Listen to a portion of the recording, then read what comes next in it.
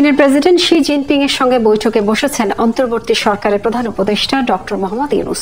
Beijing এর great হল of the পিপলে বৈঠকে বসেন এই দুই নেতা। এরপর বেলা 12:15টার দিকে প্রেসিডেন্সিয়াল বেজিং এ চীনা ব্যবসায়ী নেতাদের সঙ্গে একটি ইনভেস্টমেন্ট ডায়ালগে অংশগ্রহণ করবেন তিনি। চীনা বিনিয়োগকারীদের বাংলাদেশে ব্যবসা বান্ধব পরিবেশের আহ্বান জানাতে এই অনুষ্ঠানের আয়োজন করা হয়েছে।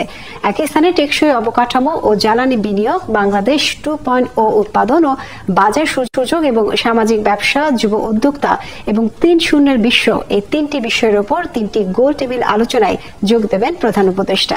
এছাড়া চীনে নিযুক্ত বাংলাদেশের রাষ্ট্রদূতের আয়োজিত এক নৈশভোজেও যোগ দেবেন তিনি।